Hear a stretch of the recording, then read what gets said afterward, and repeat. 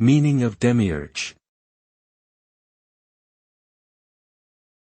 Demiurge.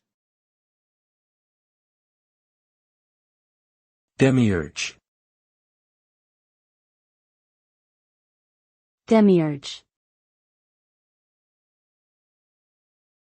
Demiurge. The word demiurge refers to a deity or divine being responsible for creating the world and everything in it, according to various religious or philosophical beliefs. In Platonism and Gnosticism, the demiurge is seen as an inferior god who created the material universe but is not omniscient or omnipotent like the supreme being. In some interpretations, the demiurge is viewed as a flawed or malevolent force that created a flawed world.